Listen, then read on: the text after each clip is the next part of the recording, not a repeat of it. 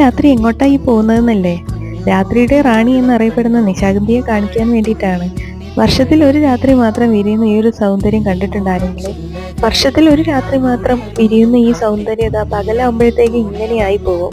അതുകൊണ്ടാണ് ഈ പൂവിന് നിശാഗന്ധി എന്ന് പേര് വന്നത്, ക്യൂൻ ഓഫ് ദ നൈറ്റ്. പണ്ടൊക്കെ ഇത് വിരിയുന്നത് കാണാൻ വേണ്ടിയിട്ട് രാത്രി ഉറക്കം ഒഴിഞ്ഞിട്ട് ഇരിക്കാറുണ്ട്. ഇത് വിരിഞ്ഞു കഴിഞ്ഞാൽ ആ പരിസരം മൊത്തം നല്ലൊരു മണമായിരിക്കും. പിന്നെ കാണാനും നല്ല ഭംഗിയാണല്ലോ. അപ്പം നമ്മൾ ഇതേപോലെ നോക്കി നിന്ന് പോവും. ഇത് വിരിഞ്ഞു കഴിഞ്ഞിട്ടുണ്ടെങ്കിൽ ഉള്ളിൽ കാണുമ്പോൾ പണ്ടൊക്കെ പറയാറ് വിഷ്ണു അനന്തശയനത്തിൽ ഇരിക്കുന്നത് പോലെയാണെന്ന് കേട്ടോ. ഇതാണ് വിരിഞ്ഞാലുള്ള ഒരു രൂപം.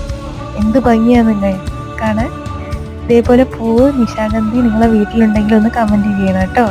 എല്ലാവർക്കും ഇഷ്ടമായെങ്കിൽ ഒന്ന് ലൈക്ക് ചെയ്യണം, ഷെയറും ചെയ്യണം, സബ്സ്ക്രൈബും ചെയ്യണം.